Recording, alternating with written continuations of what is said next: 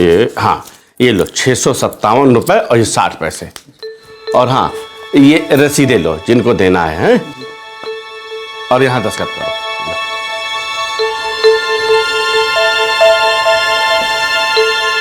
ठीक।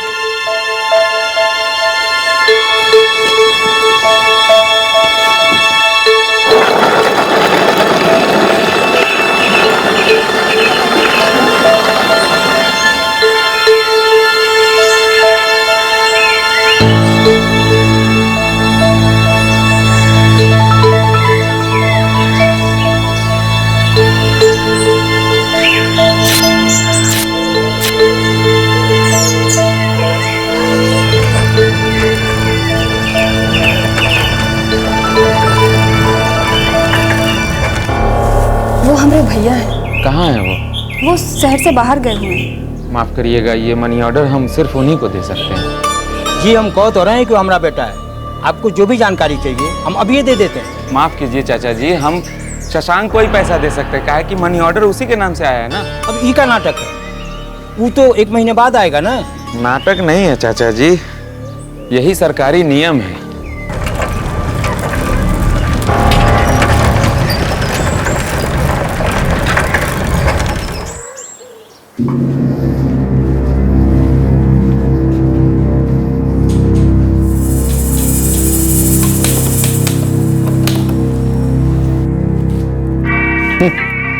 ये दीनानाथ भी बड़ा किस्मत वाला है।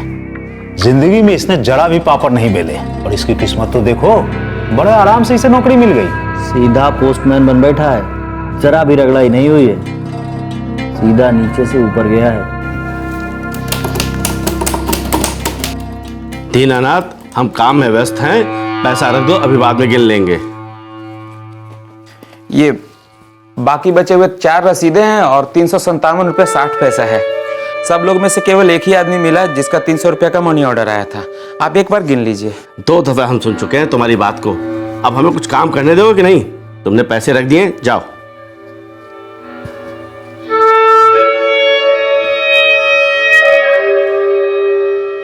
साल 1984, उस जमाने में 357 रुपए 60 पैसे का बहुत मोल था, बल्कि केवल 57 रुपए 60 पैसे भी बहुत मायने रखते थे।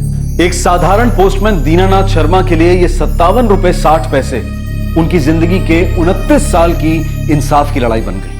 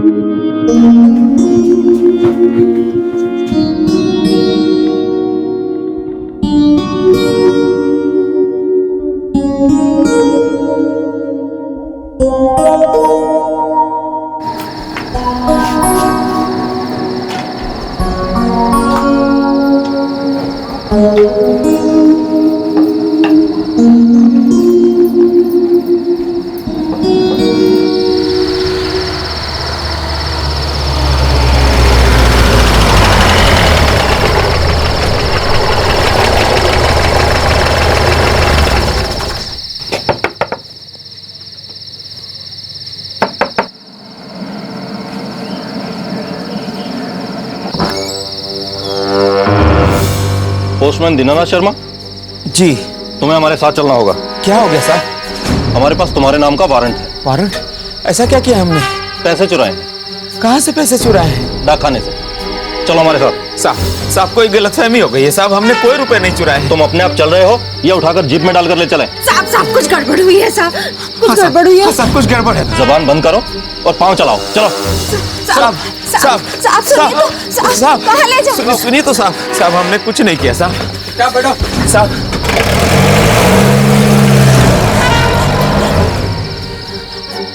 अरे पूजा का ख्याल रखना, हम दिनेश चाचा को लेके पुलिस थाना होकर आते हैं, ठीक है? जा। साहब ये गलत है साहब, हमने कोई चोरी नहीं किया साहब। तुमने 657 रुपए 60 पैसे में से 300 रुपए पहुंचाए। जी साहब, और बाकी बचे 357 रुपये 60 पैसे हमने राजेंद्र बाबू को दे दिए थे। ये बाकी बचे हुए 4 रसीदें हैं और 357 रुपये 60 पैसा है। नहीं, 357 रुपये 60 पैसे पूरे नहीं लौटाए, उसमें से 57 रुपये 60 पैसे गायब हैं। ये क्या बोल रहे हैं साहब? हमने सारे पैसे राजेंद्र बाबू को लौटा दिए थे। पोस्ट मास्टर राजेंद्र बाबू ने ही तुम्हारे खिलाफ शिकायत दर्ज करवाई है कि तुमने 57 रुपये 60 पैसे चुराए हैं। लेकिन साहब, हमने सारे पैसे लौटा दिए थे और फिर ये 2 महीने के बाद शिकायत क्यों कर रहे हैं? अगर हिसाब किताब में पैसे कम थे तो उन्होंने आज तक हमसे हिसाब किताब मांगा क्यों नहीं? देखो, वो सब हमें कुछ नहीं पता। तुम्हारे खिलाफ शिकायत दर्ज हुई है और हम तुम्हें हिरासत में ले रहे हैं। हमारी बात सुनिए साहब। साहब, हमने कोई चोरी नहीं किया साहब। साहब, हमने कोई चोरी नहीं किया साहब। आप हमारा विश्वास कीजिए साहब। साहब,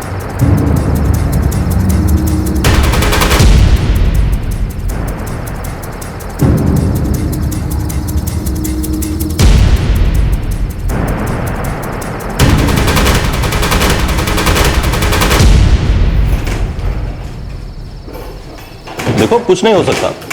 कंप्लेंट दर्ज हुई है और हमें कार्रवाई करनी ही पड़ेगी। लेकिन साहब, हमारे पति बहुत ईमानदार है, चोरी कभी नहीं करेंगे। हम भी एक ईमानदार पुलिस ऑफिसर हैं, कानून के हिसाब से ही चलेंगे। हाँ, चाहो तो तुम कल मजिस्ट्रेट के सामने जमानत की अर्जी दे सकती हो।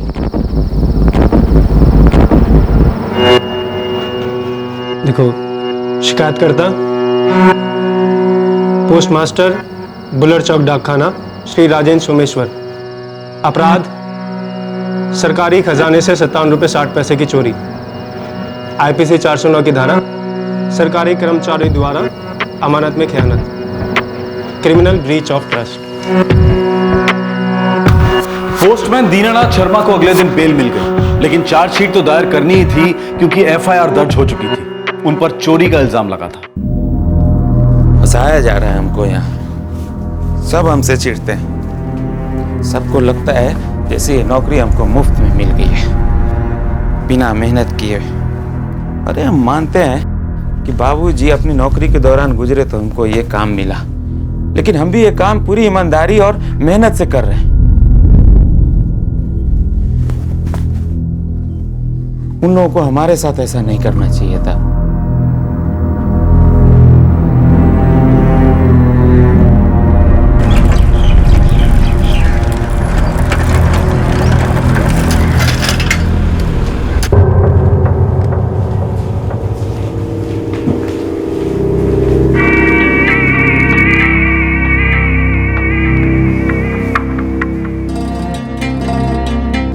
रुपए 60 पैसे कम थे। पिछले 2 महीने में आपने हमसे कुछ पूछा तक नहीं और आज अचानक शिकायत दर्ज करवा रहे हैं कि हमने रुपए चुराए। मनियाडा बांटने कौन गया था? हम ही गए थे, लेकिन वापस लौटते ही बाकी बचे पैसे हमने आपको लौटा दिए थे और आपको कहा भी था कि गिन लीजिए, लेकिन आप अपने काम में व्यस्त थे। तो अगर हमने उस समय पैसे नहीं गिने तो इसका यह मतलब नहीं कि बाकी का पैसा तुमने यहाँ रख दिया था। जी हाँ, हमने बाकी का पैसा यही रख दिया था। अगर नहीं रखते तो गिनने के लिए आपको क्यों कहते?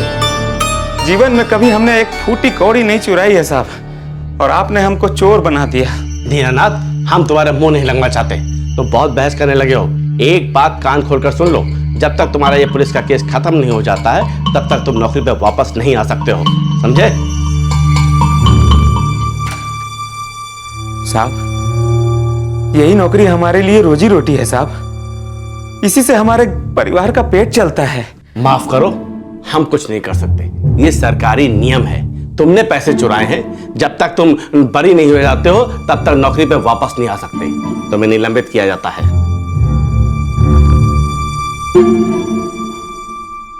क्या मतलब? केस खत्म कर दो। हमें निलंबित कर दिया गया है साहब, नौकरी चली गई है, इसी से तो हमारा परिवार चलता था साहब। पोस्ट मास्टर साहब ने सीधे शिकायत दर्ज करवा दी। कम से कम एक बार हमसे हिसाब किताब तो पूछना चाहिए था। देखो दीनानाथ, एफआईआर दर्ज हो चुकी है, अब बिना कार्रवाई किए कुछ नहीं हो सकता, तुम्हें थोड़ा टाइम इंतजार करना पड़ेगा। तो फिर आप जांच करिए ना साहब, हमने चोरी नहीं की है और हमें डर भी नहीं है, बस थोड़ा जल्दी कर देते साहब तो। देखो दीनानाथ, तुम हमें मत सिखाओ कि हमें क्या करना है और क्या नहीं करना। हम जो भी करेंगे तुम्हें अपने आप पता चल जाएगा।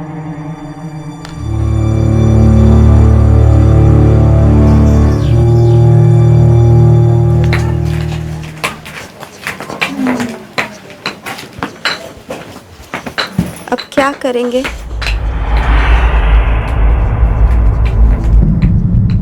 जब तक आपकी नौकरी वापस नहीं मिल जाती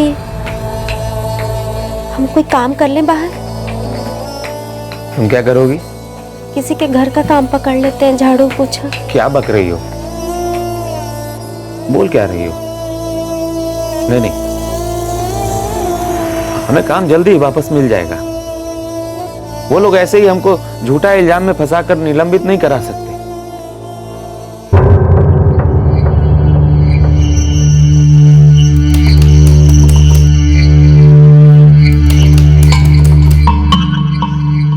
दीनानाथ, हमारी जांच पूरी हो चुकी है और हमने अदालत में भी चार्जशीट दायर कर दी है। बस अब मामले की सुनवाई शुरू होगी। जांच में आपने क्या पाया? यही कि तुमने पैसे चुराए। हमने कोई चोरी नहीं की है। भाई साहब, आपके डाक खाने के साथी कर्मचारी भी यही कह रहे हैं। हमने सबके बयान लिए। कौन है वो लोग? परशुराम सिंह और चंद्रभान नारायण।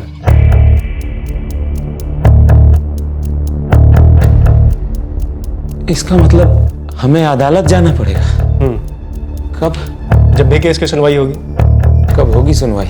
वो हम कैसे कह सकते हैं? जब भी होगी तुम्हें सूचना मिल जाएगी।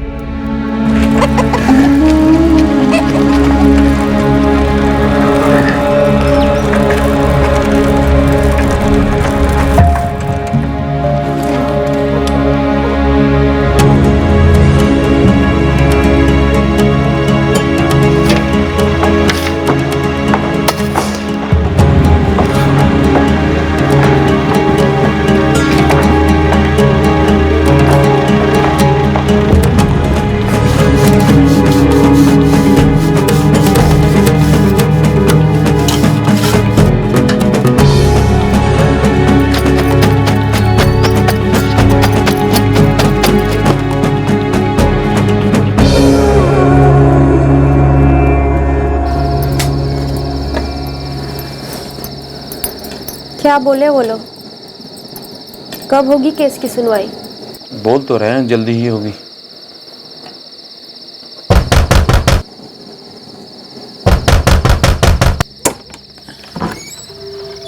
अरे नागेंद्र जी, नमस्ते, आइए ना। देखो भाई दीनानाथ, 4 महीने हो गए, आपका किराया नहीं मिला अभी तक। बहुत मुश्किल समय चल रहा है नागेंद्र जी, जल्दी ही मिल जाएगा। कब मिल जाएगा भाई साहब?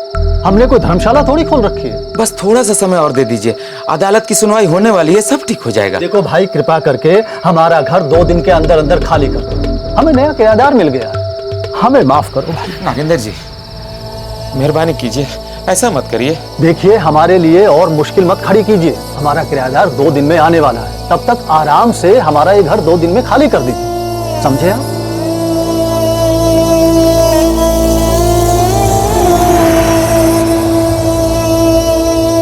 अब हमको क्या पता कि कोर्ट केस की सुनवाई कब करेगा। जुलाई में नौकरी गई थी साहब, अब नवंबर आ गया है, हालत बहुत खराब है साहब। तुम्हारे दिमाग में सीधी बात नहीं घुस रही? हमको जो करना था हमने कर दिया। अब ये अदालत को तय करना है केस की सुनवाई कब होगी कब नहीं। अब हमारे हाथ में कुछ नहीं है।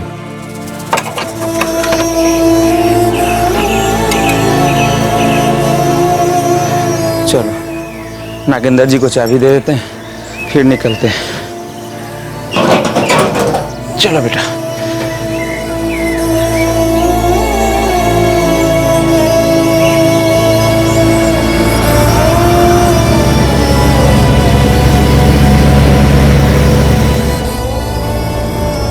अपने गांव में ही कोई काम ढूंढ लेंगे, अपना घर है गांव में, कम से कम किराया तो नहीं देना पड़ेगा।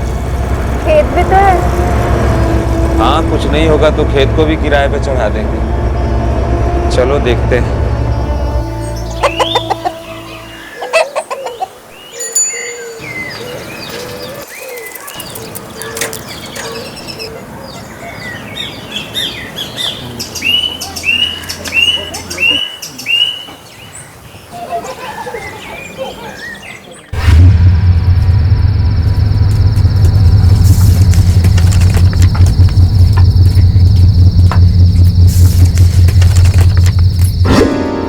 अदालत से केस की तारीख है।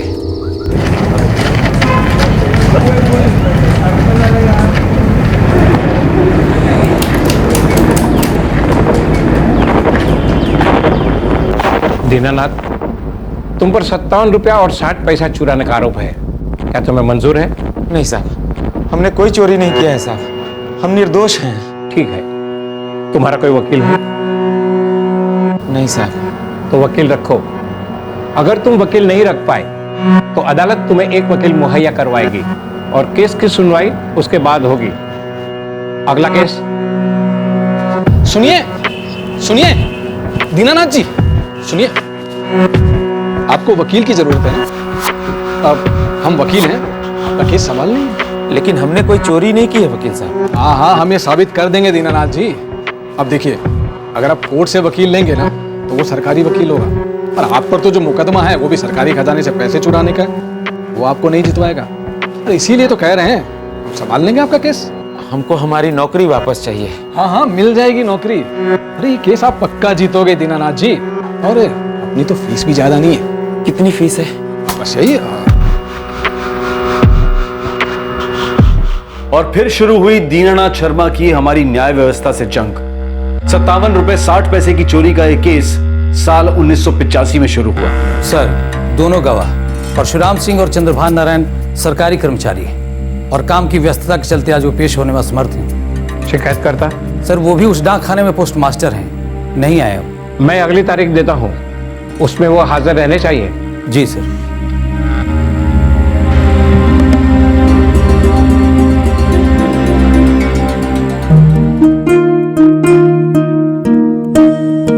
ये बिल्कुल तुम पर गई है माधवी। इसका नाम आरती रख दें? हाँ, अच्छा है। हरि, पूजा और आरती।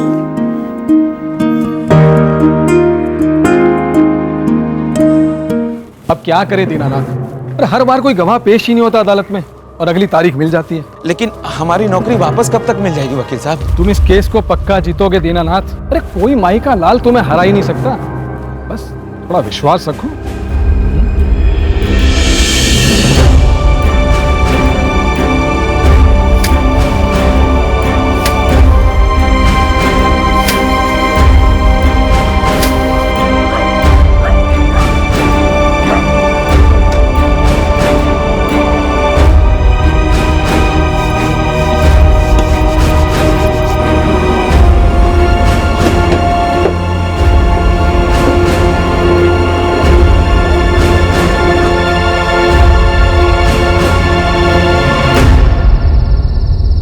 बाबूजी, क्या हम सरकारी स्कूल में अपना दाखिला करवा ले? स्कूल की फीस कहाँ से आएगी बेटा? ज्यादा नहीं होगी बापू, और हमारे जो चाय वाले मालिक है ना, उन्होंने हमसे कहा है कि हमें हर महीने 90 रुपए देंगे, फीस उसके अंदर ही आ जाएगी बापू। ठीक है बेटा, चले जाओ स्कूल। हो सके तो पूजा को भी अपने साथ ले जाओ। हाँ, केस कब तक चलेगा? पता नहीं माधवी, ना तो राजेंद्र बाबू कभी आते हैं, ना परशुराम, ना ही चंद्रभान कभी आते हैं पेशी पर।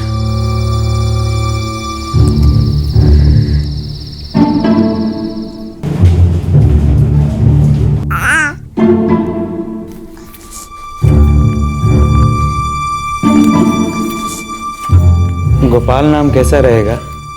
अच्छा।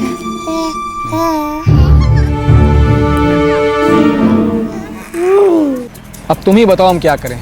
चिल्लाएं, जज साहब से लड़ाई कर लें? और कब तक चलेगा वकील साहब? दीनानाथ, तुम्हारे साथी लोग ही तुम्हारे खिलाफ हैं, पर कोई अदालत में आता ही नहीं गवाही देने के लिए। अब ऐसे में हम क्या कर सकते हैं?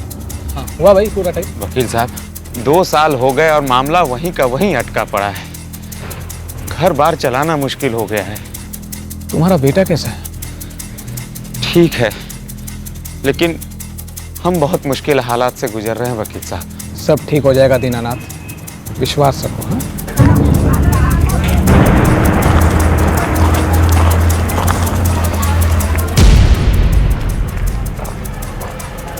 क्या दुश्मनी लगा रखी है तुमने? आखिर कहना क्या चाहते हो? हम तो बस ये कहना चाह रहे थे कि आखिर आप लोग कौन से जन्म का दुश्मनी निकाल रहे हैं हमारे साथ। वाह, उल्टा चोर कुतवाल को डांटे।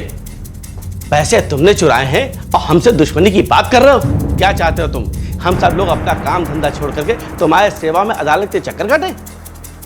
देखिए, हम बहुत परेशानी में हैं। 2 साल हो गए हमारी नौकरी गए, अदालत में केस चलते चलते, लेकिन आज तक आप लोगों में से कोई भी पेशी पे आने का नाम ही नहीं ले रहे हैं। दीनानाथ, अपनी ये भड़ास तुम जज साहब के सामने जाके निकालो। हमारे पास आने से कुछ नहीं होगा। और सुनो, दोबारा हमारा भेजा खाने के लिए मत आना, समझे? जाओ यहां से।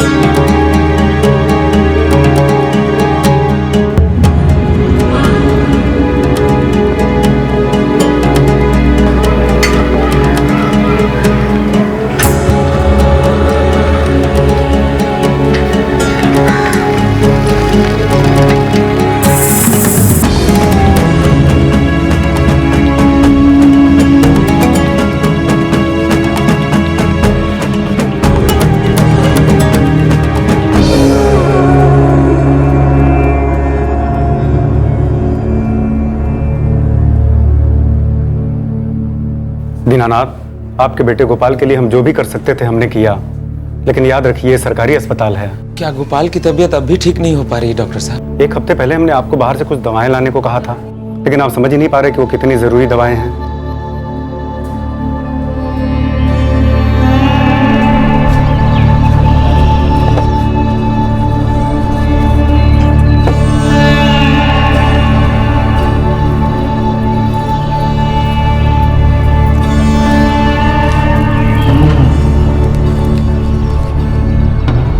बाबूजी, मेरे पास बस इतने ही है। ये चाय वाले सेठ से कुछ और मांग लो ना बेटा। वो ना बोलता है।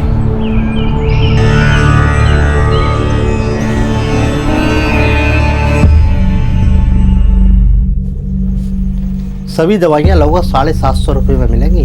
इतना? हाँ, दवाइयाँ ऐसी है महंगी वाली। लेकिन हमारे पास तो बस 374 रुपए ही है। इतने पैसे में सभी दवाइयाँ नहीं आएंगी।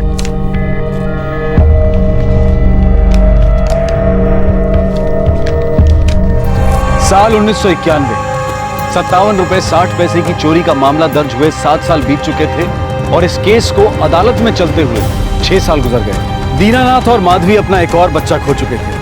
अपने पुश्तैनी खेतों का एक हिस्सा बेचने के बावजूद भी वो अपनी बेटी गुड्डी को बीमारी की चपेट में आने से नहीं बचा पाए। लेकिन केस अब भी चल रहा और चलता ही जा रहा।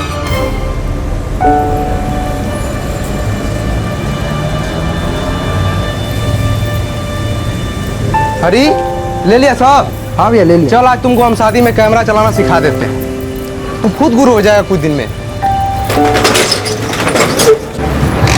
चल आ बैठ जा। बैठ गया? हाँ भैया चल।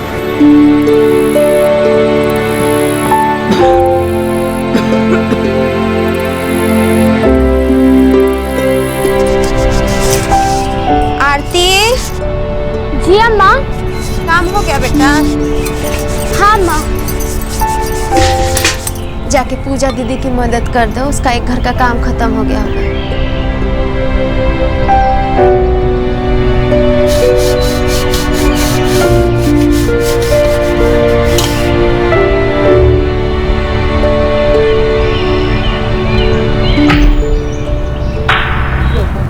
बड़ी मुश्किल से सुनवाई की तारीख मिली है। कुछ फायदा होगा?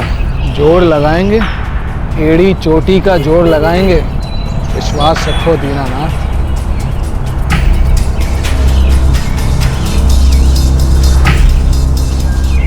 सरकार बनाम दीनानाथ शर्मा, अपराध संख्या 212/1984, केस संख्या 66/2001, हाजिर हो।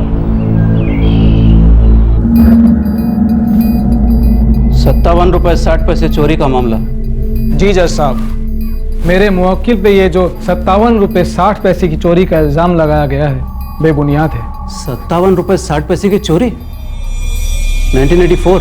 जी सर, 1984 से इस केस की सुनवाई चल रही है। प्रोसिक्यूशन के वकील कौन है? सर, ये केस बस अभी अभी मेरे पास आया है, मैं चार्जशीट देख रहा हूँ। सर, प्रोसिक्यूशन आज तक एक भी गवाह इस अदालत में पेश नहीं कर पाया है और इसी वजह से ये केस आज तक घसीटता चला जा रहा है। पर ऐसे क्यों हुआ? ये और कुछ नहीं है सर, इस मामले को लटकाने के हथकंडे हैं और इसी वजह से मेरे मुवक्किल दीनानाथ शर्मा पिछले 17 सालों से अपनी नौकरी से निलंबित हैं।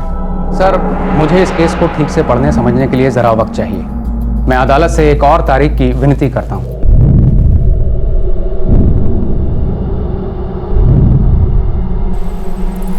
ये वहाँ से लेकर वहाँ तक और इधर वहाँ तक, ये सब ज़मीन हमारी ही है। पूरा 1.25 बीघा है। आज के तारीख में इसका कीमत जो है 5 लाख तक है। दीनानाथ जी, आप ज़्यादा बता रहे हैं जरा। मुश्किल से 3 लाख के करीब होगी कीमत।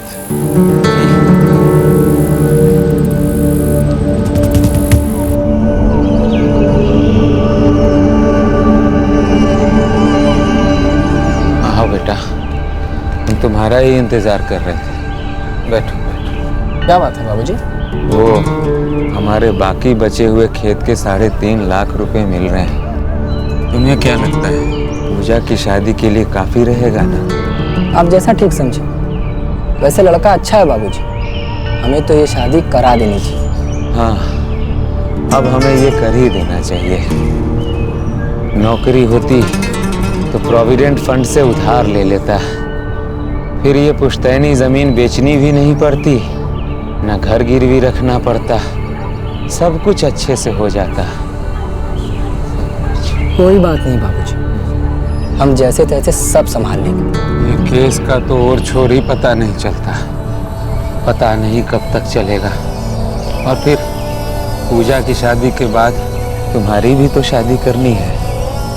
कब तक तुम अकेले अपने कंधों पर अपने इस घर का बोझ लेकर घूमते फिरोगे? तो क्या हुआ बाबूजी, देखिए पहले पूजा अपने घर जाए और फिर आरती भी तो है ना। आप अभी से हमारी चिंता ना करें, हम सब संभाल लेंगे, ठीक है? कुछ सामान लाए हैं, अम्मा को देकर आते हैं। अम्मा, अम्मा।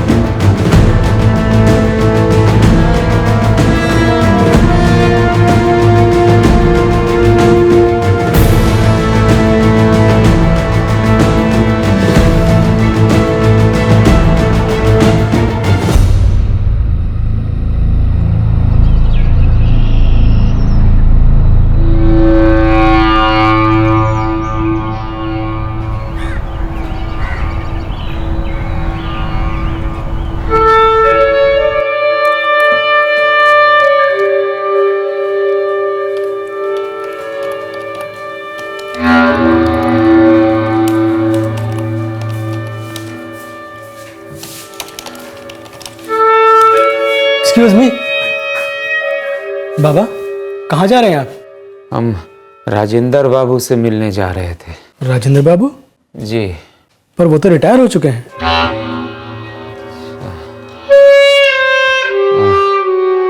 हम दीनानाथ शर्मा हैं। ओह, मैंने सुना है आपके बारे में, वो चोरी वाला केस। नहीं, हमने कोई चोरी नहीं की थी। हम तो बस राजेंद्र बाबू से पूछने चले आए थे कि वो अदालत में क्यों नहीं पेश हो रहे हैं। 3 साल बाद सरकारी तौर पे हम भी रिटायर हो जाएंगे। बिना तनख्वाह के निलंबित हुए हमको 23 साल हो गए, लेकिन ये केस है कि खत्म होने का नाम ही नहीं ले रहा है। बाबा एक काम कीजिए, आप यहाँ बैठिए, मैं पोस्ट मास्टर साहब से बात करता हूँ कि इस बारे में क्या करना है। बैठिए।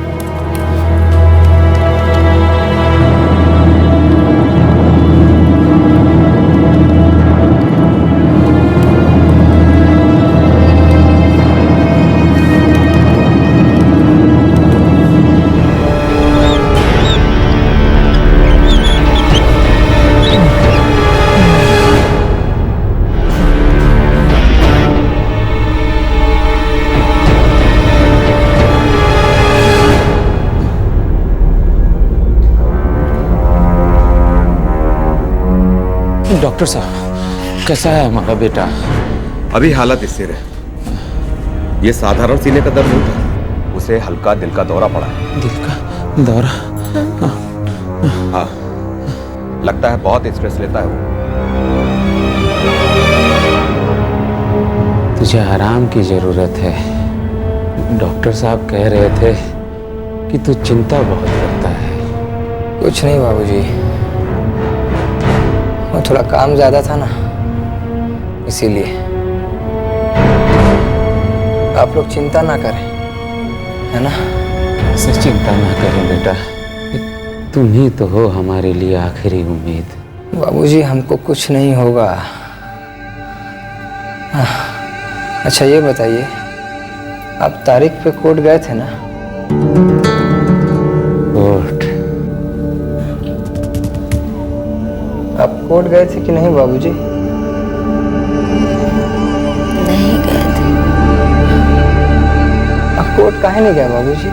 कोर्ट जाने का क्या फायदा, वहां जाकर हम सिर्फ बैठे रहते हैं और एक नई तारीख लेकर वापस लौट आते हैं। सिर्फ हम ही तो हैं जो इतने सालों में कोर्ट जाते रहे। जिन्होंने शिकायत लिखाई थी वो तो कभी कोर्ट आए ही नहीं। सिर्फ हम ही वहां जाकर बैठे रहते हैं एक बेवकूफ की तरह। बाबूजी हम हार नहीं मानेंगे, है ना?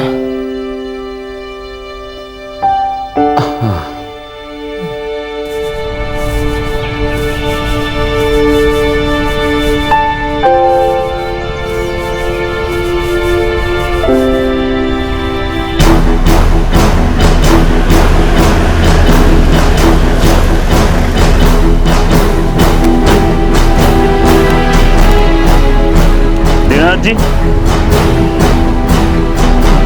जी आपके लिए वारंट है। वारंट किस लिए? पिछली 5 सुनवाई में नोटिस देने के बाद भी आप अदालत में नहीं आए, हमें आपको गिरफ्तार करना पड़ेगा। हम सुनवाई की लगातार मांग कर रहे हैं, हम जरूर जीतेंगे दीनानाथ, बस विश्वास रखो। क्या राजेंद्र बाबू, परशुराम और चंद्रभान इतने सालों में एक बार भी अदालत में पेश हुए क्या? नहीं, कभी नहीं आए। तो फिर हम कैसे जीतेंगे? पिछले 24 सालों में वो लोग एक बार भी अदालत में पेश नहीं हुए, उन्हें कुछ नहीं हुआ, और हम कुछ एक बार अदालत में पेश नहीं हो पाए तो हमको गिरफ्तार कर लिया गया। देखो दीनानाथ, विश्वास तो तुम्हें रखना ही पड़ेगा। तुम तो जानते हो अदालत की कार्रवाई है।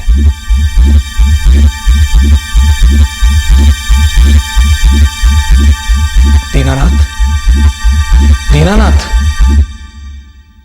जबान बाहर निकालिए, थोड़ी सी और।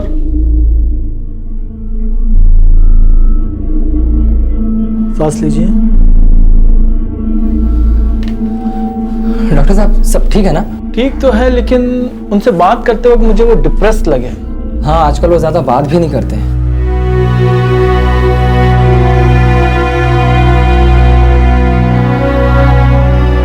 कह रहे थे कि गोपाल उनकी सुनता नहीं है, खेलने के लिए बाहर चला जाता है, और बार बार गुड्डी के बारे में बात कर रहे थे।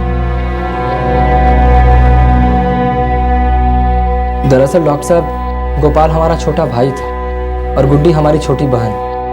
आज से कई साल पहले उन दोनों का देहांत हो चुका है। डॉक्टर साहब, आजकल हमारे बाबूजी को कभी कभी कुछ भी याद नहीं रहता, सब कुछ भूल जाते हैं। ठीक है, मैं दवाई लिख के देता हूँ, उनके आराम का ध्यान रखना, और एक बात का विशेष ख्याल रखें कि उन्हें किसी भी बात की चिंता ना हो।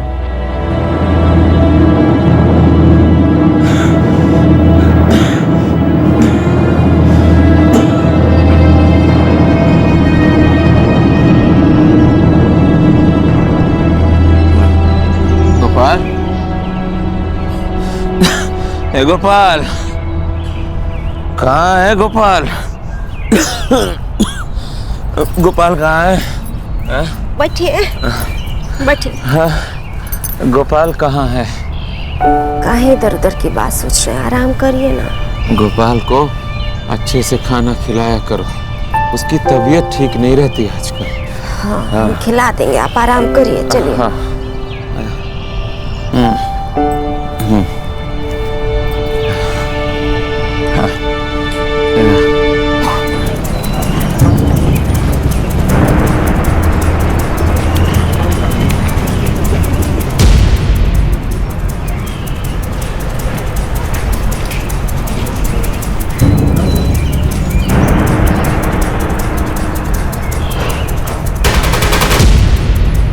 है कि तुम्हारी तारीख आगे बढ़ जाए और उसके बाद फिर और तारीख एक दो बढ़वा जी। प्रणाम सर। जरूर आइए। सर हम अपने बाबू जी का केस के सिलसिले में आपसे कुछ बात करना चाहते हैं।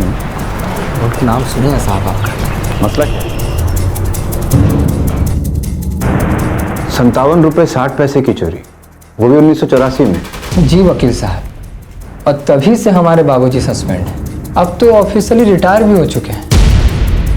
साहब हमारे बाबूजी बहुत बीमार रहते हैं और काफ़ी डिप्रेस भी। लेकिन ये केस 27 सालों से आखिर चले क्यों जा रहा है? पता नहीं वकील साहब, हमने तो एक वकील भी रखा था, लेकिन शायद वो हमें न्याय दिलाने के लायक नहीं था। 57 रुपये 60 पैसे की चोरी। मिलॉर्ड, केवल 57 रुपये 60 पैसे की चोरी का मामला और 27 साल, जिसमें 250 तारीखें पड़ चुकी हैं। केवल यही नहीं, प्रोसिक्यूशन ने अब तक किसी भी तारीख में कोई गवाह पेश नहीं किया है। मिलॉर्ड, मेरा मुवक्किल दीनानाथ शर्मा पिछले 27 सालों से सस्पेंड चला आ रहा है, बिना किसी तनख्वाह या किसी भी बेनिफिट के, और पिछले 3 साल पहले तो वो ऑफिशियली रिटायर हो चुके हैं। मिलॉर्ड, प्रोसिक्यूशन ने चार्जशीट में जिसे गवाह बताया है उसका भी यही कहना है कि पोस्टमास्टर ने कहा था कि दीनानाथ शर्मा ने जो रकम लौटाई थी उसमें 57 रुपये 60 पैसे कम थे, और ये शिकायत भी पैसे लौटाने के करीब 2 महीने बाद की गई। किसी भी गवाह ने अपनी आंखों से नहीं देखा कि दीनानाथ शर्मा ने 57 रुपये 60 पैसे कम लौटाए। ऊपरी तौर से देखा जाए तो दीनानाथ शर्मा के खिलाफ कोई सबूत नहीं है कि उन्होंने 57 रुपये 60 पैसे की चोरी की। प्रोसिक्यूशन इमीडिएटली अपने गवाह पेश करे, वरना यह केस रद्द कर दिया जाएगा।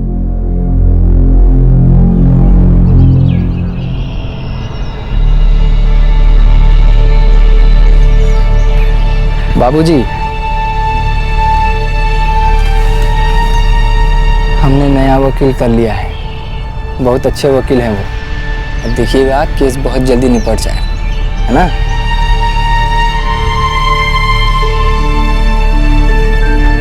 हम अम्मा को बता कर आते हैं।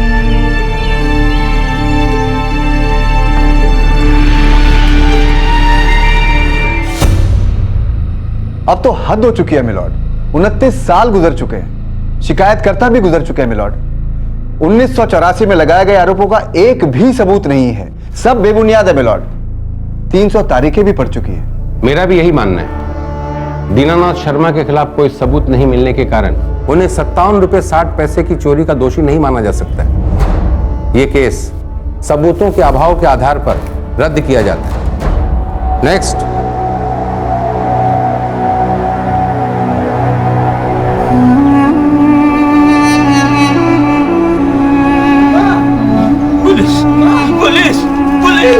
पुलिस आई बेटा, पुलिस का है बाबूजी। हाँ बेटा, हमने ऐसा क्या कर? पुलिस नहीं आ रही। पुलिस? कोई पुलिस नहीं आ रही है। आपने कुछ नहीं किया था बाबूजी, आपने पैसे भी नहीं चुराए थे। कोर्ट ने आपके खिलाफ का मुकदमा रद्द कर दिया।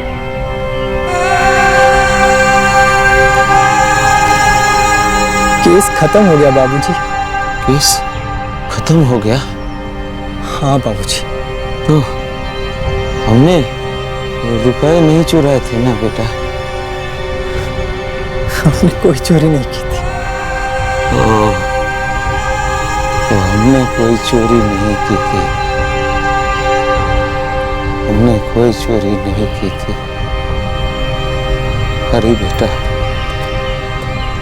यही बात तुमको मैं कब से समझा रहा था कि हमने कोई चोरी नहीं की थी। तुझे तो मालूम है ना कि हमने कोई चोरी नहीं की थी। आपने कोई चोरी नहीं की थी बाबूजी? हाँ, हमने कोई चोरी नहीं की थी। बाकी बचे हुए 4 रसीदें हैं और 357 रुपये 60 पैसा है। आप एक बार गिन लीजिए। बोला था उनको मैंने कि हमने कोई चोरी नहीं की है, तब से बोल रहा था हमने कोई चोरी नहीं की थी, हमने कोई चोरी नहीं की थी। 29 साल और 300 तारीखों के बाद कहीं जाकर ये केस खत्म हुआ।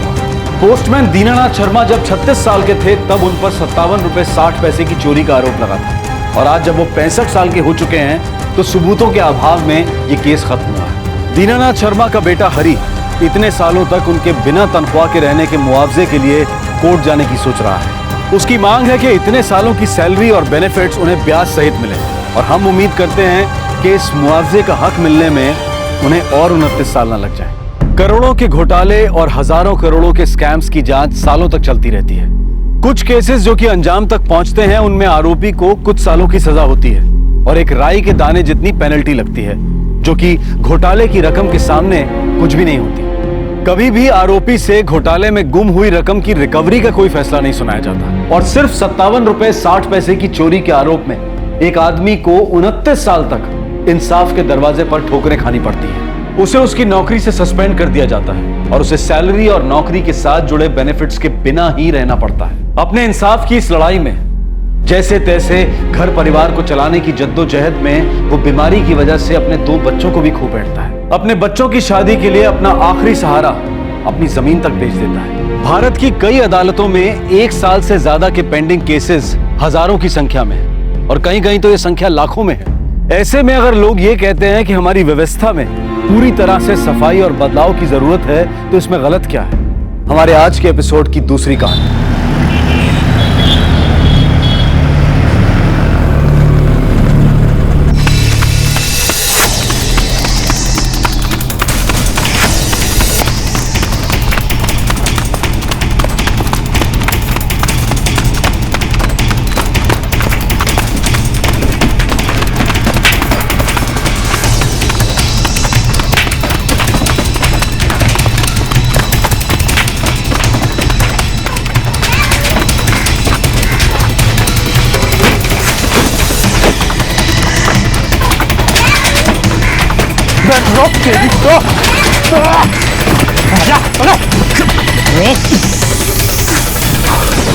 आगे चल।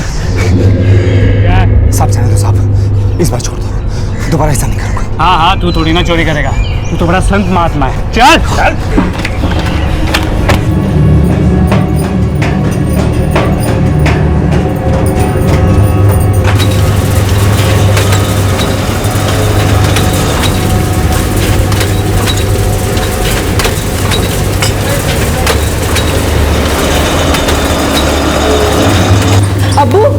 अब्बू, अल्ताफ को पुलिस ने पकड़ लिया है। तो इसमें नई बात क्या है?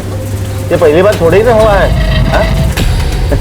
ये तो उसका हमेशा का नाटक है। मेरी मदद कर दो अब्बू, उनको जमानत दिलवा दो। पागल हो गई क्या सायरा? उस नालायक के लिए मैं क्यों पैसे खर्च करूं?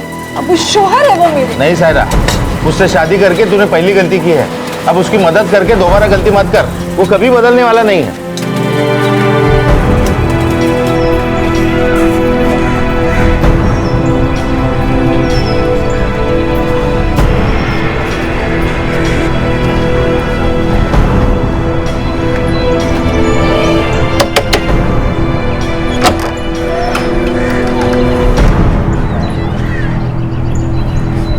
सायरा, मेरे पास इतने पैसे नहीं हैं बेटा। मेरे 2 बच्चे हैं अम्मी, उन्हें मैं कैसे संभालूंगी? अम्मी, कम से कम आप तो मेरी बात समझो। सारा, रकम छोटी होती तो मैं तुम्हारी मदद कर सकती थी, पर रकम बहुत बड़ी है बेटा। तू अपने अब्बू से क्यों नहीं कहती? मैं उनसे बात करके आई हूँ अम्मी, उन्होंने पैसे देने से मना कर दिया। तो फिर मैं तेरी मदद कैसे कर सकती हूँ बेटा? तुमको ना ही मेरी परवाह है ना ही बच्चों की। क्या जरूरत थी अल्ताफ चोरी करने की? गलती हो गई सायरा, आगे से ऐसा नहीं करूंगा। बस इस बार मुझे यहाँ से निकलवा दे। कैसे निकलवाऊं अल्ताफ? मैं पैसे कहाँ से लाऊं? अब्बू ने मना कर दिया है और अम्मी के पास इतना पैसा नहीं है। कुछ भी कर सायरा, मुझे यहाँ से बाहर निकलवा। बच्चों की कसम खा के कहता हूँ कि बाहर निकल के चोरी छोड़ दूंगा, कोई काम ढूंढ लूंगा, सीधी सादी जिंदगी जीऊंगा, बस तू मेरी जमानत करवा सायरा।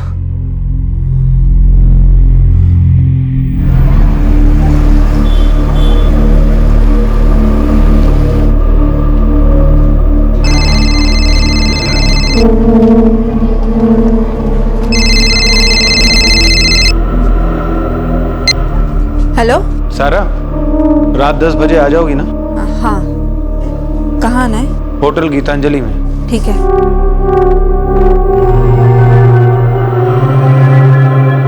शोएब, माजिद, मैं थोड़ी देर के लिए बाहर जा रही हूँ, तुम दोनों अकेले ठीक से रहना। हाँ ठीक है अम्मी। और मैंने खाना बना कर रख दिया है, टाइम से खा लेना।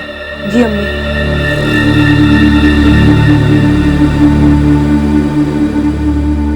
एक अच्छी जिंदगी के लिए सबसे आसान रास्ता है मेहनत और ईमानदारी का।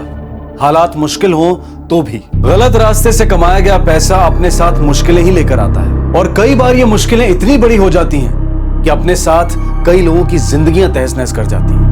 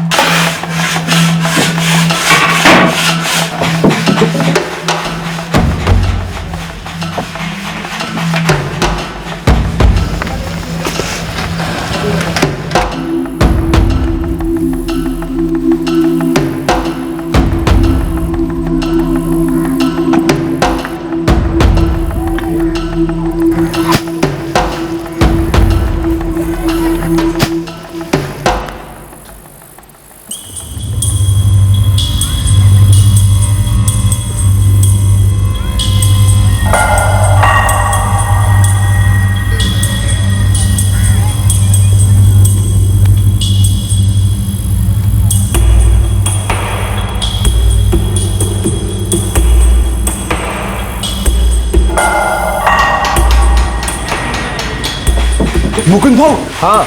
उधर नाले पे एक बढ़िया सूटकेस पड़ा है। क्या सूटकेस? हाँ भाऊ, एकदम टिप टॉप कंडीशन में है। हाँ हाँ भाऊ।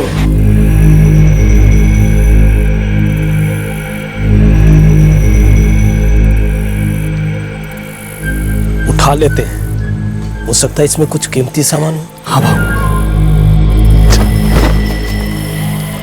लेकिन भाऊ, हाँ? अगर अंदर कुछ और हुआ तो?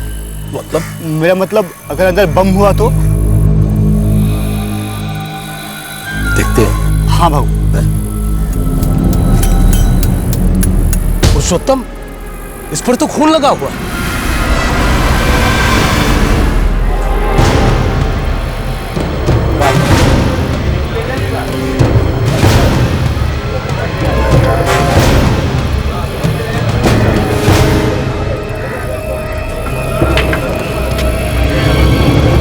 काम कर आधी बॅग पलटी करा मग उडायचे.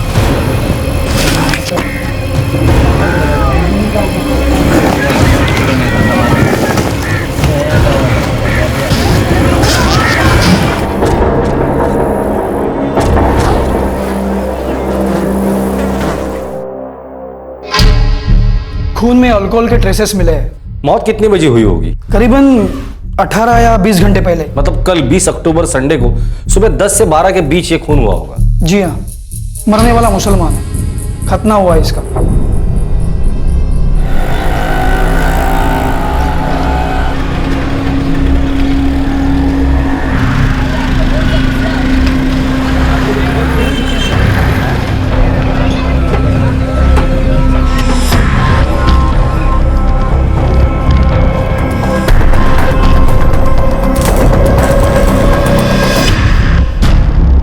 ये तो कादिर नियाज है साहब। कहाँ रहता है? ये तो नहीं मालूम साहब। पान की दुकान पर एक दो बार मुलाकात हुई थी। अगली गली में एक कपड़े की फैक्ट्री है, वहाँ काम करता है ये।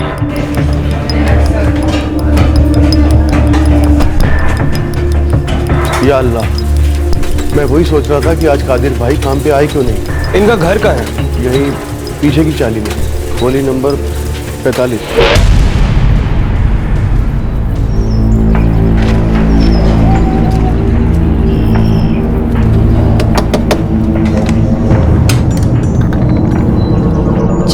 कादिर नियाज। जी वो मेरे शौहर हैं। क्या हुआ उनको? बोलिए ना, क्या हुआ उनको? हमें इनकी लाश मिली।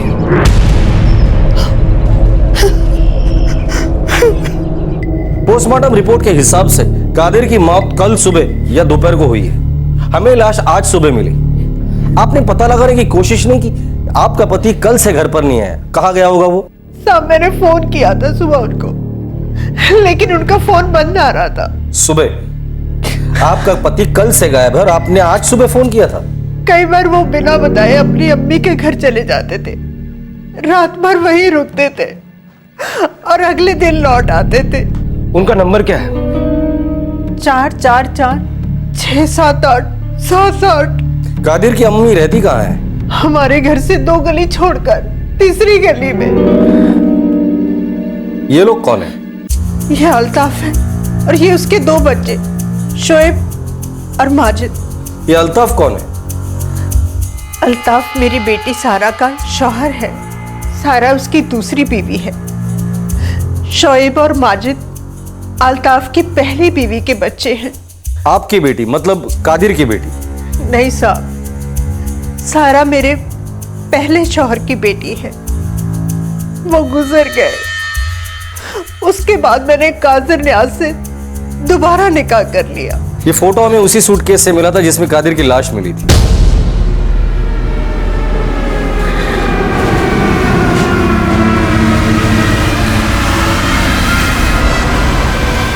ये तो सायरा का सूटकेस है।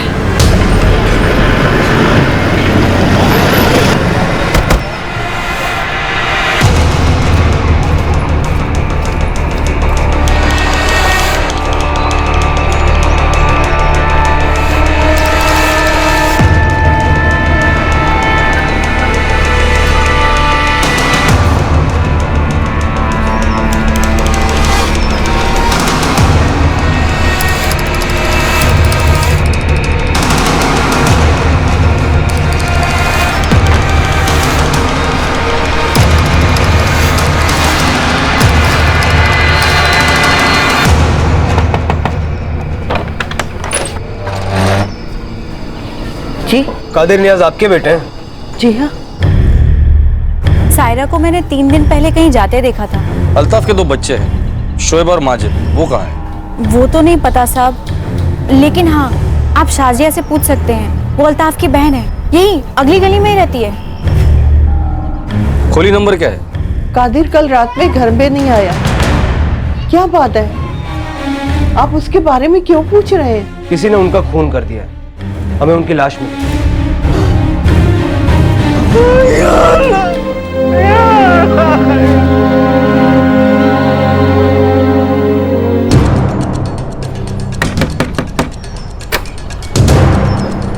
शाजिया जी अल्ताफ कहाँ है? भाईजान तो शोएब और माजिद को कल दोपहर ही यहाँ छोड़ गए थे। कितने बजे?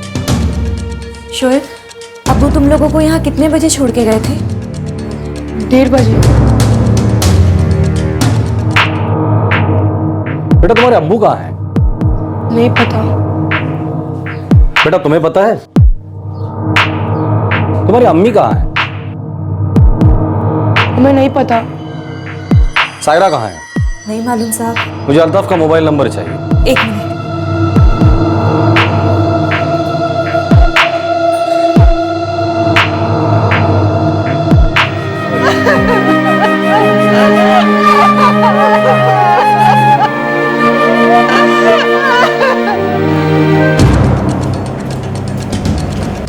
सर, अल्ताफ और सायरा दोनों के फोन बंद आ रहे हैं और इन दोनों के बारे में किसी को कुछ पता ही नहीं, ना बच्चों को ना अल्ताफ की बहन शाजिया को। रजिया, सायरा की माँ, शायद उसे कुछ पता हो। वो सिर्फ इतना बता के गई थी कि वो किसी काम से बाहर जा रही है। कहाँ जा रही ये तो आपको बताया ही होगा। जी, भोपाल। 1-2 दिन लगेंगे अम्मी। ऐसा क्या काम है भोपाल में? कुछ कंपनी का काम है अम्मी। अब जब तक अल्ताफ कोई काम नहीं ढूंढ लेता तब तक तो मुझे काम करना ही पड़ेगा ना। कौन सी कंपनी में काम करती है वो? पता नहीं साहब। आपके शौहर कादिर किसने मारा होगा उसने? अल्ताफ ने? सायरा ने या अल्ताफ और सायरा दोनों ने मिलके? या कहीं आप भी तो शामिल नहीं इन दोनों के साथ? रजिया जी कैसी बातें कर रहे हैं साहब? मैं मेरे शौहर को क्यों मारूंगी? इसका जवाब तो हमसे बेहतर आप दे सकती है। मैं उनकी बीवी हूँ। और सायरा, वो तो उनकी सगी बेटी नहीं है। वो सूटकेस भी सायरा का था। इसका एक ही मतलब है, इस खून में सायरा जरूर शामिल है। नहीं मालूम साहब, मुझे कुछ भी नहीं मालूम। बिस्मिल्लाहिर्रहमानिर्रहीम। कुल हुवल्लाहु अहद अल्लाहु समद लम यलिद वलम यूलद वलम यकुल लहू कुफुवन अहद। बिस्मिल्लाहिर्रहमानिर्रहीम।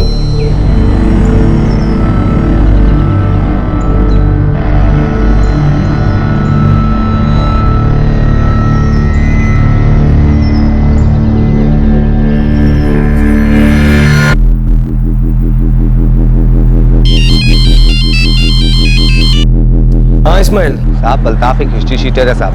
आसपास के थाने में रिकॉर्ड चेक करो, कई बार पकड़ा जा चुका है। छुप के कहाँ बैठा है वो? अभी तक तो किसी को मालूम नहीं है साहब। उसके बच्चे शोएब और माजिद, उनको कुछ पता है? हो सकता है साहब, पर अभी तक कुछ पता नहीं चला है। और वो सायरा? सर, सायरा का कुछ तो भी झोल है साहब। तो कहाँ काम करती है, किस कंपनी में काम करती है, किसी को कुछ नहीं मालूम। ठीक है, कुछ पता चले तो बताना। सब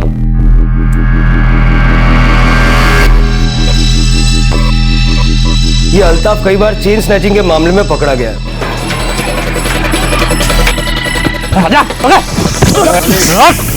पिछली बार पकड़ा गया था, उसे जेल हो गई और साल भर बाद बाहर आया। सायरा के बारे में क्या पता चला? कुछ नहीं। कौन सी कंपनी में काम करती है, क्या काम करती है, कुछ पता नहीं चला। उसका फोन भी स्विच ऑफ है और वो भोपाल गई हुई है, ऐसा उसकी मां रजिया का कहना है। देशपांडे नक्की काहीतरी गडबड है।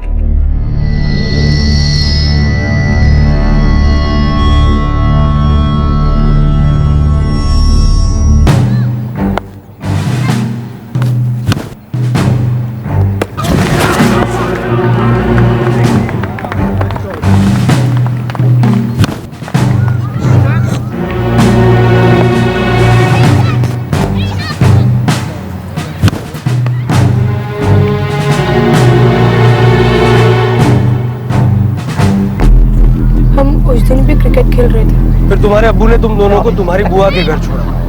हाँ। कुछ बताया नहीं उन्होंने कि कहाँ जा रहे हैं? नहीं। माजिद को पता होगा? उस दिन भी वो हमारे साथ खेल रहा था, उसे कैसे पता होगा? एक मिनट, वो बीच में एक बार घर गया था पानी पीने। माजिद जल्दी बोलना! माजिद! माजिद फील्डिंग का जल्दी बोलना! बॉल फेंक जल्दी माजिद! क्या कर रहा है माजिद? शोएब! मैं पानी पी कर आता हूँ! जल्दी जा! जैसे फील्डिंग आती है, हमेशा घर पे गलती मार लेता है। बस उतनी देर वो मेरे साथ नहीं था, फिर हम खेलने लगे और उसके बाद सुल्तान मामू आए और उन्होंने हमें आवाज दी। शोएब माजिद, जल्दी चलो बेटा, अब्बू बुला रहे हैं। हाँ हाँ मामू जान, बस आधा घंटा बैटिंग हो जाए फिर आता हूँ मैं। नहीं बेटा, अब्बू को जरूरी काम है, तुम दोनों जल्दी आओ। चलो चलो। चल माजिद।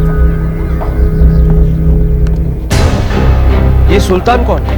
अम्मी के ममेरे भाई है। तो क्या वो भी उस दिन तुम्हारे घर आए थे? हाँ, सुल्तान मामू और मुख्तार नानू दोनों उस दिन हमारे घर आए थे।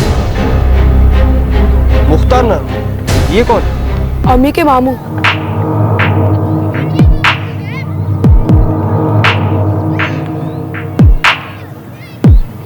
मुख्तार सायरा का मामा और सुल्तान सायरा का ममेरा भाई। अब ये दो नाम सामने आए थे। अब तक अल्ताफ को ही मुख्य आरोपी माना जा रहा था और साथ ही सायरा पर भी शक किया जा रहा था क्योंकि लाश उसके सूटकेस में मिली थी। और अब ये दो नए नाम सामने आए थे। क्या ये एक प्लान मर्डर था? आखिर इस खून का मकसद क्या था और क्या रजिया इस बारे में कुछ जानती थी?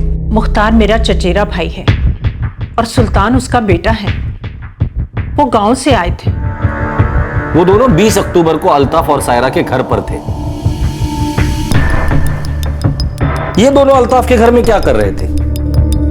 नहीं पता साहब, वो अक्सर वहां आते हैं। इस वक्त कहाँ है वो?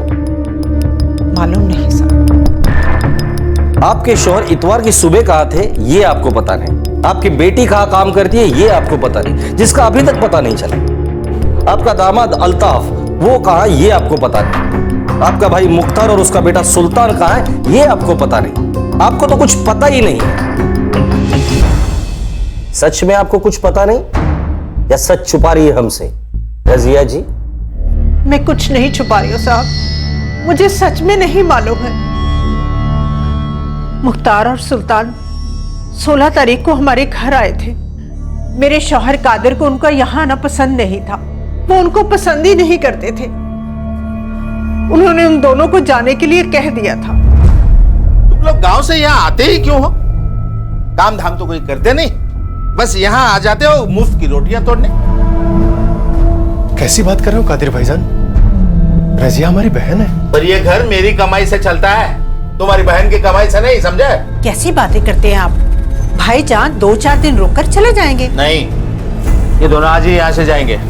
मैं इनकी शक्ल भी देखना पसंद नहीं करता। एक नंबर के निकम्मे और निठल्ले हैं लोग। और हाँ, जब मैं शाम को काम से घर आऊं ना, तो ये लोग मुझे नजर नहीं आने चाहिए।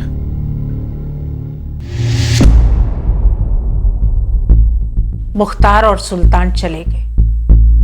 वो अक्सर सारा के घर रुका करते थे। आपके शौहर को किसने मारा? इन सब ने मिलकर मारा?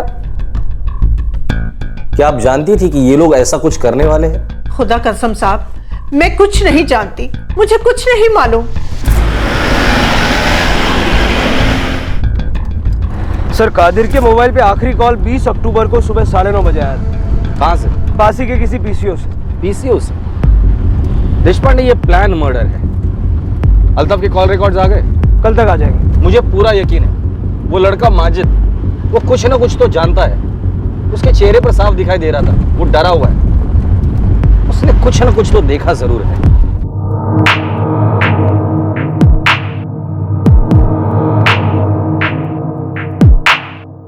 सर, वो क्रिकेट खेलते वक्त बीच में एक बार घर गया था पानी पीने। हो सकता है तभी उसने कुछ देख लिया हो।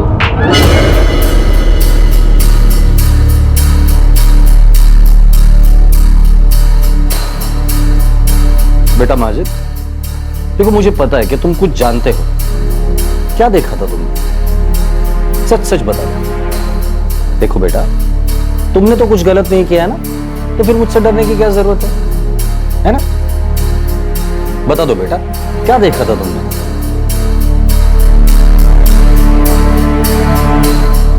अच्छा, तुम्हारे नाना कादिर नियाज क्या उस वक्त तुम्हारे घर पर थे, तुम्हारे अब्बू के साथ? तुम जब पानी पीने घर पर गए थे, क्या उनको वहां देखा था तुमने? उस दिन मैं पानी पिया ही नहीं, मैं वापस आ गया था। क्यों? ऐसा क्या देखा तुमने जो पानी पिए बगैर ही चले आए?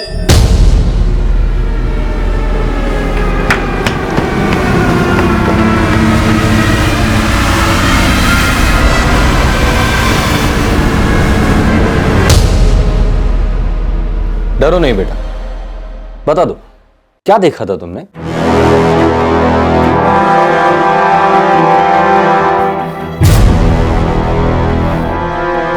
मुझे सब साफ करना पड़ेगा।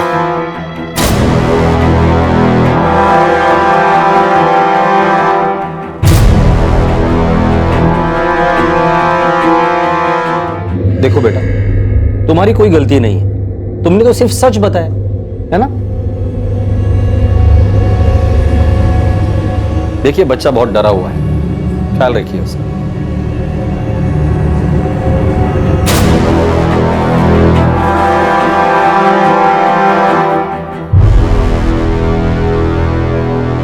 ये बात तो तय है कि इस खून के पीछे अल्ताफ का ही हाथ है। सिर्फ ये पता करना है कि उसके साथ कौन कौन था और इस खून के पीछे उसका मकसद क्या था।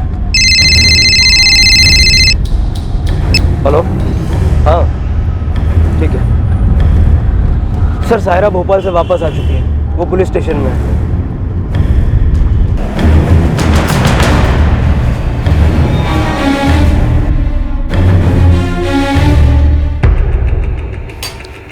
अल्ताफ कहाँ है? पता नहीं साहब। साहब मैं अभी 1 घंटे पहले ही लौटी हूँ। आते ही अम्मी ने बताया कि क्या हुआ है। तुम्हें सच में नहीं पता था कि तुम्हारे सौतेले पिता का खून हो चुका है? नहीं साहब, मैं काम से बाहर गई थी भोपाल। मोबाइल क्यों बंद रखा था? देखो सायरा, सब सच सच बता दो, वरना तुम्हारे लिए बहुत मुश्किल होगा ये साबित करना कि तुम इसमें शामिल नहीं हो। साहब मुझे जैसे ही पता चला कि ये सब हुआ है और आप लोग मुझसे बात करना चाहते हैं, मैं सीधे थाने चली आई। यह आके कोई एहसान नहीं किया है हम पर, नहीं भी आती ना तो एक आध दिन में हम तुम तक पहुंच ही जाते थे। भोपाल क्यों गई थी और किस लिए गई थी? कंपनी के काम से गई थी। कंपनी के काम से गई थी और मोबाइल बंद रखा था? कहाँ काम करती हो और क्या काम करती हो? मैं कपड़ों की फैक्ट्री में काम करती हूँ, मार्केटिंग का काम है। मार्केटिंग का काम है और मोबाइल बंद रखा था? रोमिंग बहुत महंगा पड़ता है साहब, इसलिए मैं फोन बंद ही रखती हूँ। अपनी कंपनी का नाम बताओ और भोपाल में कहाँ रुकी थी वो बताओ। साहब मैं शकूर के लिए काम करती हूँ, वो एजेंट है कंपनी का। उसका भी नंबर दे दो।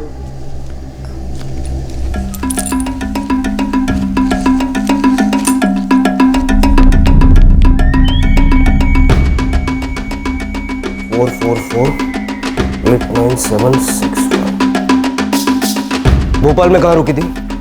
Blue moon laws.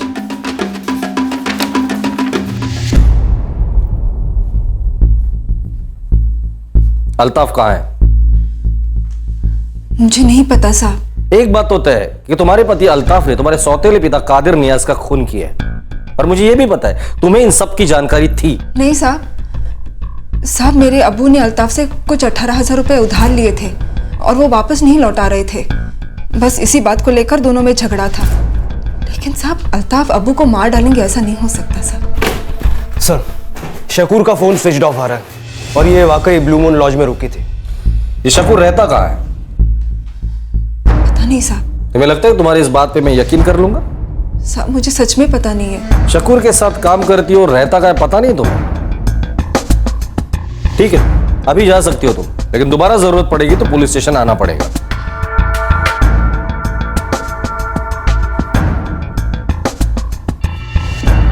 ये झूठ बोल रही है, पता करो ये शकूर कौन है, करता क्या है, और ये 18,000 का चक्कर क्या है ये भी पता करो। ये बात लगभग साफ थी कि कादिर नियाज के खून में अल्ताफ का ही हाथ था, और इस बात की भी संभावना थी कि मुख्तार और सुल्तान ने उसकी मदद की थी। लेकिन खून का मकसद क्या था? भोपाल से लौटते ही सायरा ने खुद पुलिस स्टेशन में आकर बताया कि उसके अब्बू और उसके शौहर के बीच में 18,000 रुपए के लेन देन को लेकर झगड़ा था, जो कि उसके अब्बू ने अल्ताफ से उधार लिए थे। क्या इस खून का मकसद वाकई पैसा ही था? पता नहीं साहब, मेरे शौहर ने कब पैसे उधार लिए थे। क्या इस 18,000 को लेकर आपके शौहर और अल्ताफ के बीच कोई झगड़ा था? झगड़ा तो था साहब, पर सच क्या था वो मुझे नहीं मालूम। 18,000? अरे कौन से 18,000? मैंने नहीं लिए किसी से 18,000। झूठ बोल रहे हैं आप। सायरा ने आपको वो पैसे दिए थे। देख अल्ताफ, सायरा झूठ बोल रही है, मैंने कभी कोई उससे पैसा नहीं लिया है। तुम कहानी बना रहे हो, तेरे पास कोई काम धाम है नहीं ना? अरे बीबी की कमाई खाता है तू। अरे मर्द हो तो मर्द जैसा जीना सीखो, कोई ढंग का काम देख ले और अपनी बीबी बच्चों को पाल। चल निकल।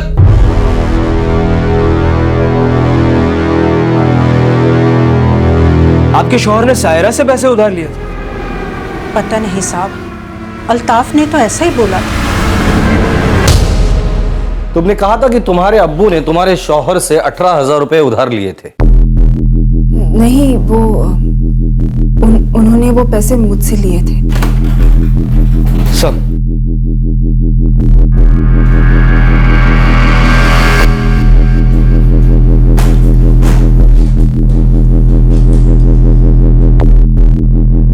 सर, अल्ताफ के मोबाइल से लास्ट कॉल 20 अक्टूबर की रात को 1:30 बजे, यानी कि 21 अक्टूबर की सुबह में किया गया था। कहाँ गया था? लखनऊ। लखनऊ में किसे? जलालुद्दीन, लखनऊ का रहने वाला। लखनऊ पुलिस को इन्फॉर्म करो, इस जलालुद्दीन के बारे में डिटेल इंफॉर्मेशन निकालो। हाँ सर। और हाँ सर, शकूर जिसके लिए सायरा काम करती है वो किसी कंपनी का एजेंट नहीं है, तो एस्कॉर्ट एजेंट है, लड़कियों का धंधा करता है।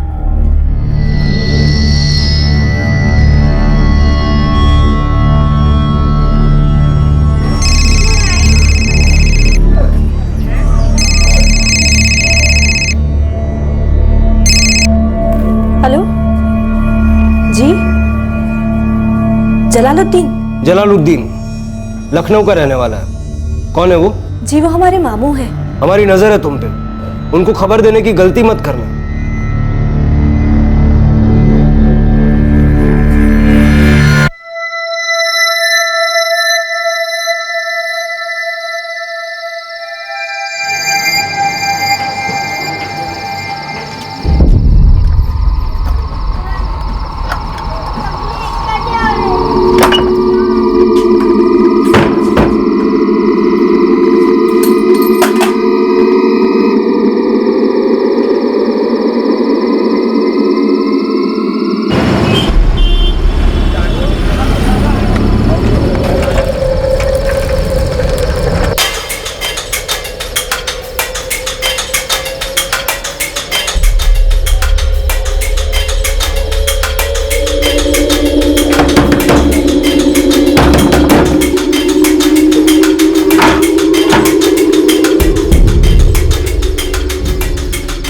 जलालुद्दीन जी। अरे अरे आप कौन हैं? सुनिए।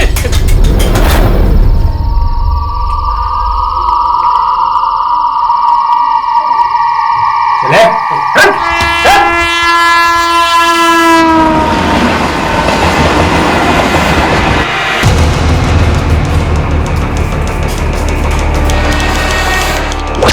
बस अब बस करो साहब, जो बता था सब बता दिया।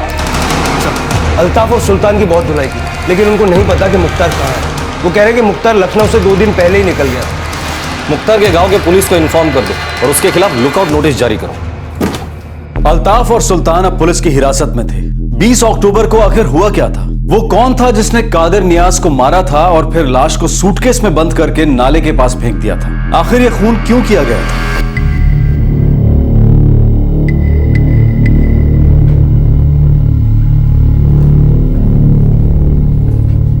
अल्ताफ, तुमने कादिर नियाज को मारा?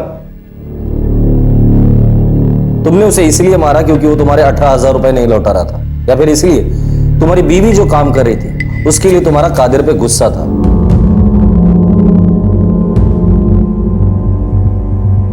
तुमको ना ही मेरी परवाह है और ना ही बच्चों की। क्या जरूरत थी अल्ताफ चोरी करने की? बच्चों की कसम खा के कहता हूँ कि बाहर निकल के चोरी छोड़ दूंगा, कोई काम ढूंढ लूंगा, सीधी सादी जिंदगी जीऊंगा। बस तू मेरी जमानत करवा सायरा। सारा, रात 10 बजे आ जाओगी ना? हाँ। कहाँ आना है? सारा ने अपने अबू को मेरी जमानत के लिए 18,000 रुपए दिए थे। उसने वो पैसे भी रख लिए, मेरी जमानत भी नहीं करवाई। पर सायरा तो तुम्हारे जमानत के लिए मदद मांग रही थी, फिर उसके पास इतने सारे पैसे कहां से आ गए?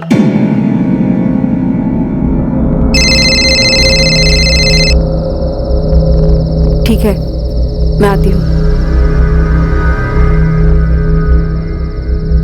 कहाँ जा रही हो? काम पे। ऐसा क्या काम करती हो जो इतनी रात को बाहर जाना पड़ता है? जरूरी मीटिंग है अल्ताफ, ना नहीं कह सकती। तुम अपना काम शुरू कर दो, मैं ये काम छोड़ दूंगी। जेल से 1 साल बाद बाहर आया था, काम की तलाश थी। मुझे नहीं पता था कि सारा क्या काम करती थी, पर उस रात सब पता चल गया। आओ तो मैं घर छोड़ देता हूं।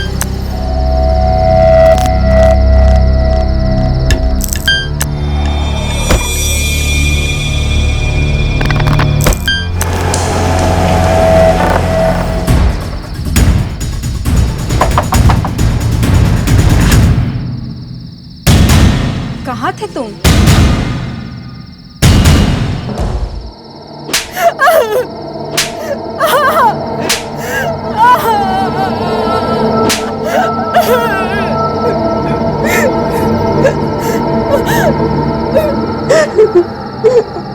मैं क्या करती अल्ताफ? अब्बू मदद नहीं कर रहे थे। तुम बदलना चाहते थे और मैं तुम्हारी बाहर आने में मदद करना चाहती थी। समझ में नहीं आ रहा था कि मैं क्या करूं। अरे पर ऐसा करके तुझे मिला क्या? मेरी तो जमानत भी नहीं हुई। मैंने अब्बू को 18,000 रुपए दिए थे तुम्हारी जमानत करवाने के लिए, लेकिन उन्होंने कुछ नहीं किया। कादिर नियाज मेरी जमानत करवा सकता था, पर उसने नहीं करवाया। वो सारा को इस गंदगी में जाने से रोक सकता था, पर उसने नहीं रोका। मैं उसी रात उसको मारने वाला था, लेकिन सायरा ने रोक लिया। सायरा 2-3 दिन के लिए काम से बाहर गई थी और तब मुख्तार और सुल्तान घर पे आए थे। कादिर नियाज ने लोगों को बहुत बेइज्जत किया था और घर से बाहर भी निकाल दिया था। साला जो मन में आता है बोलता है। अरे सामने वाले कोई इज्जत है कि नहीं? अरे उसे किसी की फिक्र नहीं है, ना सायरा की, ना सायरा की अम्मी की। उसने सायरा की भी मदद नहीं की, वरना उसे ये सब नहीं करना पड़ता। सायरा को ये सब नहीं करना पड़ता? अल्ताफ, अल्ताफ बता, सायरा को क्या नहीं करना पड़ता? क्या नहीं करना पड़ता सायरा को? चाहे जितने भी दुश्मनी हो, मुझे मालूम था वो हरामी फोकट के दारू पीने जरूर आएगा। सायरा घर पे नहीं थी। मुख्तार और सुल्तान भी उसको सबक सिखाना चाहते थे, और मैं भी। माजिद जल्दी बोलना, माजिद, माजिद बिल्डिंग का जल्दी बोलना, बहुत जल्दी माजिद।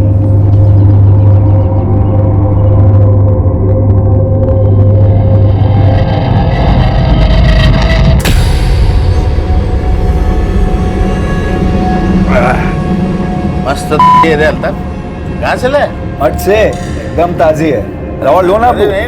अरे थोड़ा अरे लो ना। बस। अरे अबू लो ना। बस। अरे लो ना। अरे ये पियो।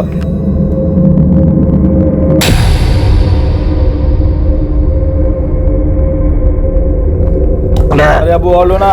अरे नहीं। अरे लो ना। बस अल्ताफ, अरे बस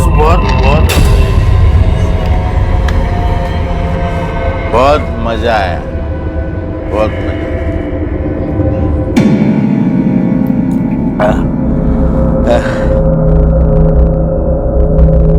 नहीं, अब कोई ढंग का इज्जत का काम ढूंढ ले। कब तक बीबी की कमाई पे जिएगा? हाँ? मर्द बन मर्द।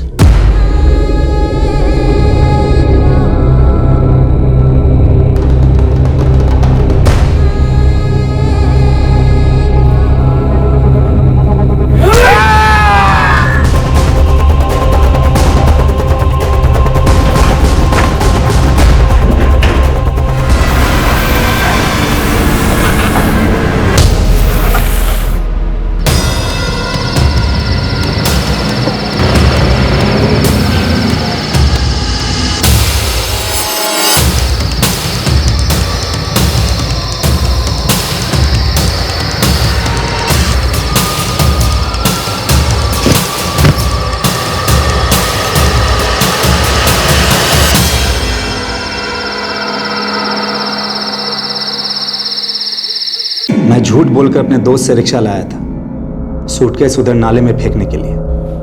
शिंदे, स्टेटमेंट में इसके सिग्नेचर ले लेना। हो साहब।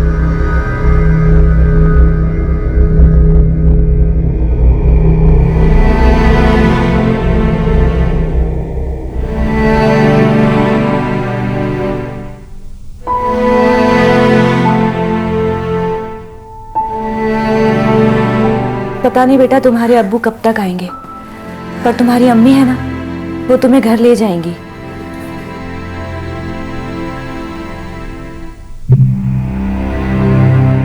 तीसरा आरोपी मुख्तार अभी तक लापता है। अल्ताफ और सुल्तान को न्यायिक हिरासत में ले लिया गया है और पुलिस चार्जशीट फाइल करने की तैयारी में है। एक जान गई, एक इंसान सलाखों के पीछे चला गया और साथ में उसका साथी भी। एक पत्नी जो इस उम्मीद में थी कि उसके पति के जेल से लौटने पर वो लोग मिलकर एक नई जिंदगी शुरू करेंगे, उसके सारे सपने चकनाचूर हो गए। उसकी मां ने अपने शौहर को खो दिया और 2 बच्चे बेसहारा हो गए। क्या होता अगर अल्ताफ जुर्म का रास्ता ना अपनाता? अगर इंसान जुर्म की राह पर कदम रखने से पहले उसके नतीजों को अच्छी तरह से समझ ले, तो शायद ऐसी दुखद परिस्थितियों से बचा जा सकता है। ये मानना मुश्किल है कि जुर्म की राह पर चलने वाले इंसान को उसके अंजाम का पता नहीं है। हालात कितने भी तकलीफदेह क्यों ना हो, लेकिन गलत रास्ते से कमाया गया पैसा अपने साथ सिर्फ मुश्किलें ही लेकर आता है। और कई बार ये मुश्किलें इतनी बड़ी होती हैं कि अपने साथ कई जिंदगियां तहस नहस कर जाती हैं।